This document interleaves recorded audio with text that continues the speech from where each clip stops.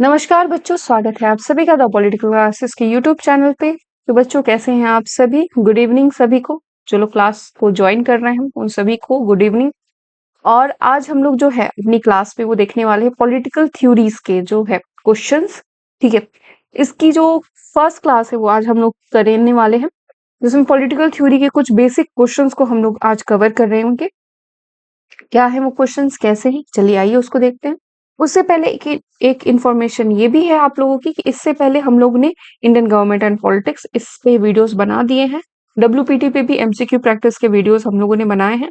आपका सिलेबस जो है पॉलिटिकल साइंस का सीयूटी पीजी के लिए वो भी हम लोगों ने बना दिया है, तो आप लोग उसको जाके उन वीडियोस को जाके देख सकते हैं, ताकि आपको भी एक तरीके से क्या हो, थोड़ा सा जो बैकअप है वो पता चल जाए कि क्या क्या चीजें हो रही हैं। चलिए तो आज की क्लास को स्टार्ट करते हैं। फर्स्ट क्वेश्चन हमारे पास आ जाता है, the term polis derive from Greek word which means, क्या होता है उसका अर्थ? पॉलिश शब्द ग्रीक शब्द से लिया गया है जिसका अर्थ है नीति, राज्य, नगर या नगर राज्य। क्या है उसका अर्थ, क्या कहते हैं? जो पॉलिस शब्द है उसको आखिर हम लोग कहते क्या है? ठीक है, तो जब भी हम पॉलिस की बात करेंगे बच्चों तो ध्यान रखना, पॉलिस में आप ये किस टाइम पे है आपका, ये ग्रीक वर्ड है। ठीक है, ग्रीक वर्ड यानी कि जब प्लेटो, सॉक्रेट्स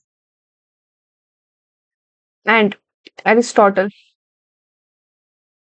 इन तीनों के टाइम पीरियड से है ये पूरा उठा। तो इसका आंसर क्या होगा बच्चा? सिटी स्टेट होगा। आपका जब तक मॉडर्नाइजेशन, मॉडर्न वर्ल्ड नहीं आया, आपका जब तक वेस्टफीलिया की ट्रीटी नहीं हुई, तब तक हम लोग नगर राज के नाम से ही संबोधित कर रहे थे। ठीक है, या स्टेट शब्द जो है उसका इस्तेमाल होता था, बट कभी भी पर्टिकुलरली जो एक आइडियल फॉर्म में स्टेट का वर्ड है वो नहीं इस्तेमाल हो रहा था। तो सिटी स्टेट जो है उसका पॉलिस का जो अर्थ होता है वो यही होता है। ठीक है, चलिए नेक्स्ट क्वेश्चन देखते हैं। Who is regarded as father of political science? Easy सवाल है और ये बार बार आपसे पूछा भी जाता है। ठीक है, who is regarded as the father of political science? Aristotle, Plato, Euclids, उपरोक्त में से कोई नहीं। तो इस बच्चे इसका आंसर होगा अरस्तु। क्यों? क्योंकि इन्होंने 158 कॉन्स्टिट्यूशन का जो कंपैरिजन किया, उसकी वजह से कंपैरेटिव जो स्टडी की 150 कॉन्स्टिट्यूशंस का। दूसरा इनका अगर आप देखोगे, सेकंड पॉइंट अगर देखोगे, इसी के साथ इन्होंने जो गवर्नमेंट के टाइप्स जो बताए कि गवर्नमेंट कितने टाइप्स के होते हैं, किस तरीके से कार्य करते हैं, क्या चीजें होती हैं, और कौन सा बेस्ट फॉर्म ऑफ गवर्नमेंट होता है और कौन सा वर्स्ट फॉर्म ऑफ गवर्नमेंट होता है, बिकॉज ऑफ दैट इन्हें हम लोग फादर ऑफ पॉलिटिकल साइंस कहा जाता है। अब यहाँ से एक और सवाल बनता है कि व्हाट सॉरी, इसका नहीं, इसका ये होगा, who is the father of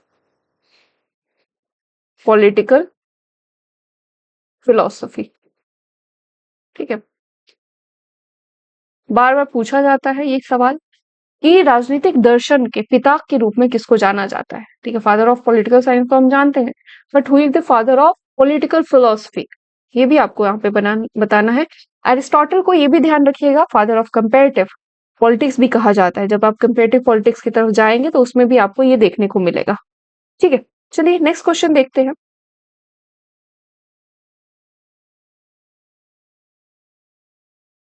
the author of the book the Republic, पुस्तक के लेखक कौन है? एरिस्टोटल, प्लेटो, हेरोडोट्स, सिसरो। तो भाई जाहिर सी बात है, आप लोग कौन है? आपके प्लेटो। द रिपब्लिक में वो पूरा बताते हैं आपका जस्टिस से रिलेटेड उनकी जो पूरी थ्योरी है, पूरा हम लोग इसी बुक में देखते हैं थ्रू डायलॉग्स में।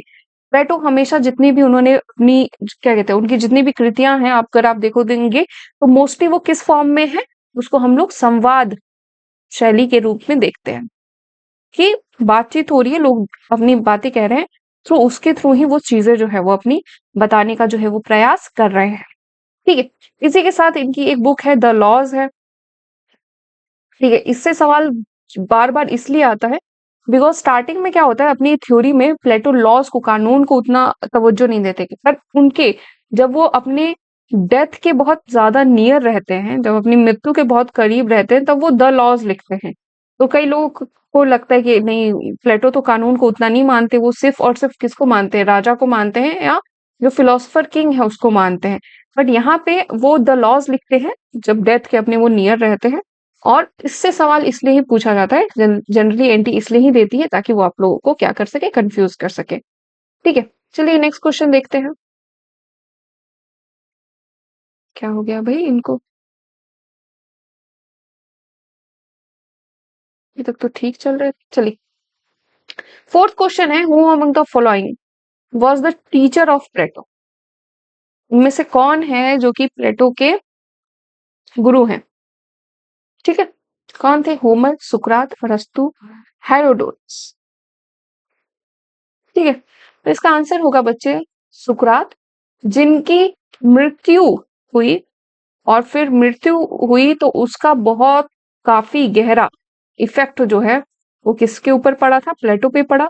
और प्लेटो उस वजह से क्या हो गए थे? उस वजह से वो डेमोक्रेसी के अगेंस्ट हो गए थे। ठीक है, अब कहा जाए प्लेटो किसके गुरु थे, तो भाई वो प्लेटो किसके गुरु थे? तो वो थे एरिस्टोटल के गुरु थे, ध्यान रखिएगा। ठीक है, चलिए नेक्स्ट क्वेश्चन देखते हैं।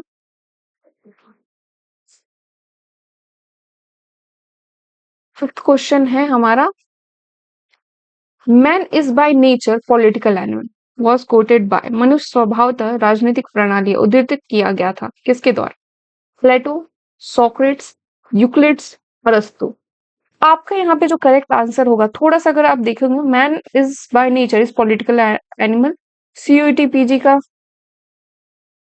मोस्ट फेवरेट क्वेश्चन है, बहुत फेवरेट क्वेश्चन है। तो इसको हम लोग कहते हैं, अरिस्टोटल जो है वो कहते हैं कि जो लोग अगर राज्य में रह रहे हैं उनको पॉलिटिक्स में कहीं ना कहीं से इन्वॉल्व होना ही पड़ेगा। अगर वो नहीं भी इन्वॉल्व है then also they are involve in lot of things.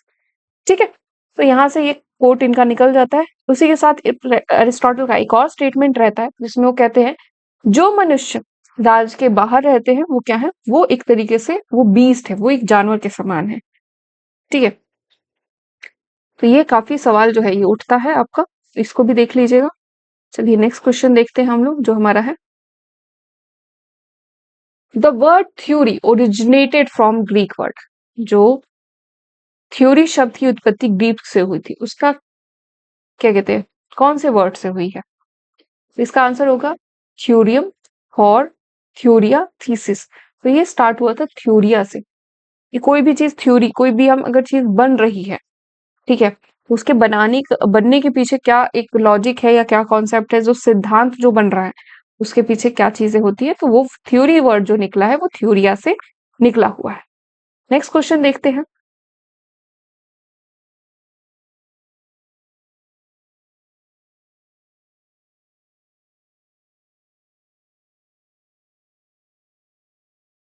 The word थ्योरिया means, थ्योरिया शब्द का अर्थ क्या होता है? अब हमें ये तो पता है कि थ्योरी का जो थ्योरी जो है वो ग्रीक वर्ड थ्योरिया से निकला है, पर आखिर उसकी उसका मीनिंग क्या होता है? A specific, fantasy, speculation, spy, विशिष्टता, कल्पना, अटकले या जासूस।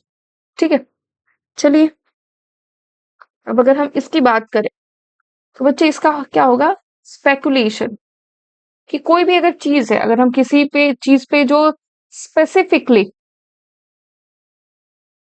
क्या चीजें हो रही हैं, किस तरीके से प्रॉब्लम्स आ रही है और कैसे हम एक प्रॉब्लम सॉल्विंग नेचर को स्टार्ट कर सकते हैं, वो इसका आंसर हो जाएगा। चलिए नेक्स्ट देखते हैं question, which book had been written by Aristotle. अरस्तु ने कौन सी पुस्तक लिखी थी? The Republic, political theory, the Prince, the Politics. तो चार ऑप्शंस हैं, इसमें देख लीजिए। आपका द रिपब्लिक आप जानती हैं प्लेटो के द्वारा लिखी है। ठीक है, द प्रिंस जो है वो लिखी गई है किसके द्वारा? अब इसमें कंफ्यूजन आपका आ सकता है, द प्रिंस जो है वो लिखी गई है मैकियावेली के थ्रू, मैकियावेली की फेमस कृति है। और डी आपका अगर आप देखोगे तो राजनीति जो है वो एरिस्टोटल के द्वारा लिखी गई है। एरिस्टोटल की जितनी भी कृतियां हैं उसको एक बार मेंशन करके आप लोग लिख सकते, याद कर लीजिए कि भाई उसको एक नोट पेपर पे लिख के, ताकि वो आपके पढ़ने के लिए क्या हो सके, काफी ज्यादा इजी हो जाए। The significance of political theory provides, राजनीतिक सिद्धांत का महत्व प्रदान करता है किस चीज पे, किस पे ज्यादा फोकस करता है? Systematic thinking about the nature and purpose of state and government, राज्य और सरकार की प्रकृति और उद्देश्य के बारे में व्यवस्थित सोच, परिस्थिति का अध्ययन, स्टडी ऑफ इकोलॉजी, केवल सरकार के इतिहास का अध्ययन, उपरोक्त में से कोई भी नहीं। ठीक है, आइए अगर हम देखा है ध्यान से अगर देखें इसके बारे में, आपका इसका जो आंसर हो जाएगा वो होगा, आपका आंसर होगा A, systematic thinking about the nature and purpose of the state and government की बात करता है ये पूरे तरीके से। ये नहीं कहता कि भाई आप अपने हिसाब से जो करना चाहें वो कर सकते हैं। ठीक है, वो कहता है कि एक सिस्टमैटिक वे होना चाहिए किसी भी चीज को पढ़ने का, समझने का और थिंकिंग करने का, कि हाँ हम इस तरीके से सोचेंगे, हम नॉर्मेटिव करने वाले हैं कि डिडक्टिव थिंकिंग करने वाले हैं, that totally depends upon us. ठीक है, चलिए अब political theory is a branch of, राजनीतिक सिद्धांत एक शाखा है किसकी? पॉलिटिकल फिलोसफी की, पॉलिटिकल साइंस की, पॉलिटिकल सोशियोलॉजी की आपकी पब्लिक पॉलिसी की। ठीक है बच्चों, तो इसका आंसर क्या हो जाएगा भाई? साफ रखिए, आपका पॉलिटिकल साइंस की एक शाखा है, काफी जरूरी शाखा है। ठीक है, चलिए, और उसी के थ्रू, पॉलिटिकल साइंस के थ्रू ही बाकी जितने भी हैं वो सभी चीजें निकले हैं। Who among the following, who among them claimed to coin the term political science in 16th century? उनमें से किसने 16वीं शताब्दी में राजनीतिक शब्द गढ़ने का दावा किया था? बॉडिन, मैकियावेली, अरस्तु या मिल्टन? किसके द्वारा किया गया था? ठीक है, फर्स्ट टाइम राजनीतिक शब्द किसने गढ़ा? ठीक है, तो इसका आंसर होगा बच्चे बॉडिन। ठीक है, बॉडिन को आप देख सकते हैं, इन्होंने सोवर्जिनिटी जो कॉन्सेप्ट है उसकी जो स्टार्टिंग है, उसका जो आइडिया है इन्होंने दिया था, and he is very important. अगर आप सोवर्जिनिटी को पढ़ रहे हैं तो आप बॉडिन को पढ़ना आप छोड़ ही नहीं सकते। बॉडिन को पढ़ना है आपको, ऑस्टिन को पढ़ना है, ये दो जो टॉपिक्स है, ये जो दो थिंकर्स है सोवर्जिनिटी से रिलेटेड, उनको पढ़ना होगा आप लोगों को। ठीक है, तो 16th सेंचुरी में ये आते हैं और कहते हैं कि भाई पॉलिटिकल सेंचुरी इस तरीके से चलता है। Which is not the approach to study of political theory, राजनीतिक सिद्धांत के अध्ययन का कौन सा दृष्टिकोण इसमें से नहीं है? Traditional approach, sociological approach, philosophical approach, none of the above. ठीक है बच्चों, तो एक चीज ध्यान रखिएगा कि काफी सारी अप्रोचेस जो है पॉलिटिकल थ्योरी के अंतर्गत की जाती है। कुछ ट्रेडिशनल अप्रोच रहते हैं, कुछ मॉडर्न अप्रोच रहते हैं। ट्रेडिशनल अप्रोच में आपका काफी सारे हिस्टोरिकल, फिलोसफिकल, ये सभी जो अप्रोचेस रहते हैं वो आते हैं। और मॉडर्न अप्रोच में बिहेवियरिज्म और बाकी जो पोस्ट बिहेवियरिज्म जो थिंकिंग है वो सभी आ जाती है। अब इसमें से कौन सा नहीं है ये पूछा जा रहा, आपका ट्रेडिशनल अप्रोच रहेगा, दार्शनिक अप्रोच रहेगा, बट सोशियोलॉजिकल अप्रोच जो है वो नहीं रहेगा। ठीक है, चलिए, तो ये अप्रोचेस थोड़ा सा आप लोग देख लीजिएगा। 13 क्वेश्चन है, which of the following approach is part of traditional approach to political theory? निम्नलिखित में से कौन सा दृष्टिकोण राजनीतिक सिद्धांत के पारंपरिक दृष्टिकोण का हिस्सा है? क्लास, फिलोसफी, साइंटिफिक और लिबरल? तो ये तो बहुत इजी क्वेश्चन है भाई, आपका फिलोसफी की जो है उसके थ्रू। ठीक है, अब आइए नेक्स्ट क्वेश्चन देखते हैं। Traditional approach gives the most important to the study of, पारंपरिक दृष्टिकोण के अध्ययन को सबसे महत्वपूर्ण बताते हैं कौन? Individuals, community, family, state? तो एक चीज ध्यान रखिएगा कि पारंपरिक दृष्टिकोण जो अध्ययन करते हैं, पारंपरिक दृष्टिकोण जो होता है एक अप्रोच होता है कि हम इस नजरिए से किसी चीज को देख रहे हैं या हम इस नजरिए से देखना चाहते हैं। तो जो ट्रेडिशनल अप्रोच होते थे वो किस नजरिए से अध्ययन करते थे, कौन सा उनका जो मेन फोकस रहता था? उनका मेन फोकस जो रहता था वो राज्य रहता था। राज्य कैसे काम करे, राज्य का में क्या बेटरमेंट ला सकते हैं, राज्य कैसे एक व्यक्ति को अच्छा जीवन दे सकता है, इन सभी चीजों पे ये मोस्टली अगर आप देखोगे तो फोकस रहते थे। और इनका मेन काम यही था कि हम इसको कैसे बढ़ा सकें। ठीक है, चलिए नेक्स्ट देखते हैं। Traditional approach to political theory has been criticised on which ground? राजनीतिक सिद्धांत के पारंपरिक दृष्टिकोण की आलोचना किस आधार पर की गई है? Philosophical, historical, unscientific, none of the above. ठीक है, काफी टाइम पे अगर देखोगे तो अगर जब भी आप decline of political theory and कहो पढ़ोगे तो उसमें आपको पता चलेगा कि ट्रेडिशनल अप्रोच में काफी सारी कमियां थी, जिसमें कि सबसे बड़ा जो कमी थी वो अनसाइंटिफिक वे था। ठीक है, जो अनसाइंटिफिक वे को जब हम यूज कर रहे थे, जिसमें हम साइंस को नहीं यूज कर रहे थे चीजों को समझने के लिए, तो वो कहीं ना कहीं से क्या कर जाता है, एक तरीके से इसके क्या कहते हैं, इसके आलोचना का जो है वो कारण बन जाता है और आगे चल के काफी पतन भी होता है इसी वजह से। Classical political theory is primarily concern with his search for. शास्त्रीय राजनीतिक सिद्धांत मुख्य रूप से किसकी खोज से संबंधित है? A perfect individual liberty, the good life, perfect political order, perfect theory.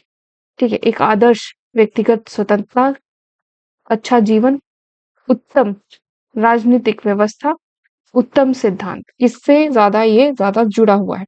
तो अगर आप देखेंगे तो परफेक्ट पॉलिटिकल ऑर्डर जो होता है, ये इनका मेन जो फोकस रहता है वो रहता है कि कैसे हम एक उत्तम जो व्यवस्था है उसको बना के रखें।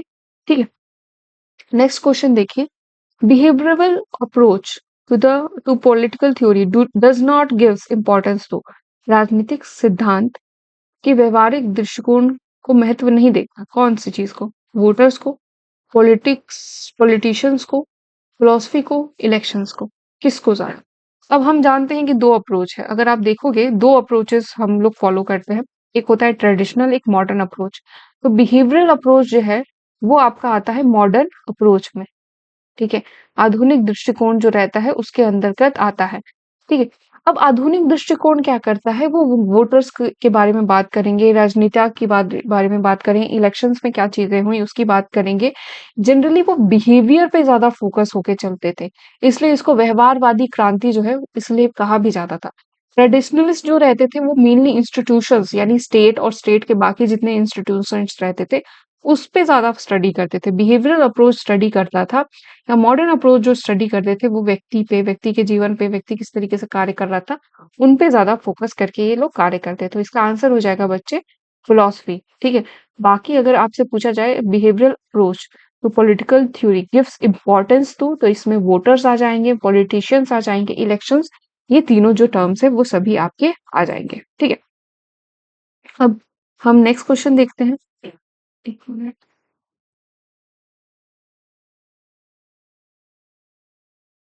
18 क्वेश्चन है हमारा। Behaviouralism analyse on the observation observable behaviour of. व्यवहारवाद ने अवलोकनीय व्यवहारों का विश्लेषण किया।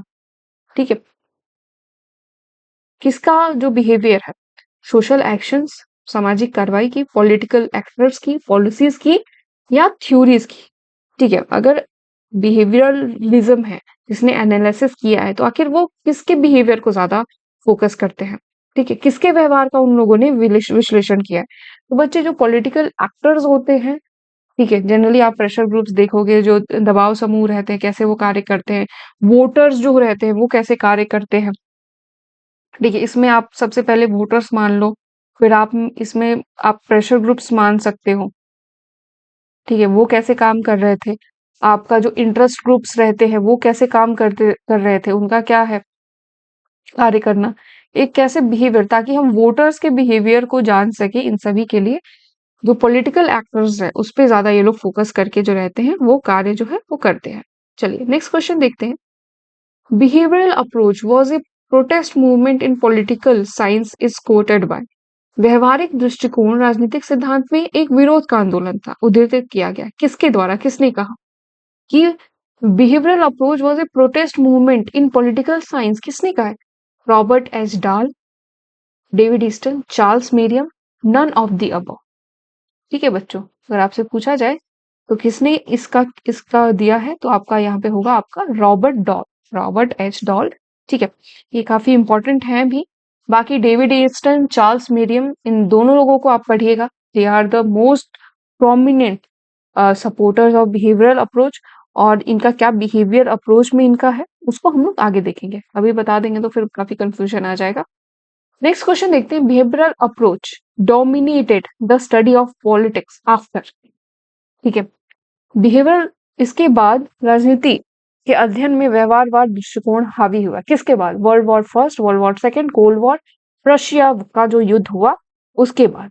ठीक है बच्चों, तो आपका हम जानते हैं बिहेवियरिज्म जो है वो आपका लगभग 1950 के टाइम पीरियड पे इमर्ज हुआ। का जो इमर्जेंस हुआ वो 1950 के टाइम पीरियड पे हुआ। ये बहुत इनका जो उदय हुआ, ठीक है, 1950 से के टाइम पीरियड पे हुआ। तो भाई अगर आप देखोगे तो सेकेंड वर्ल्ड वॉर जो है वो समाप्त कब हुआ? आपका 1945 में समाप्त हुआ।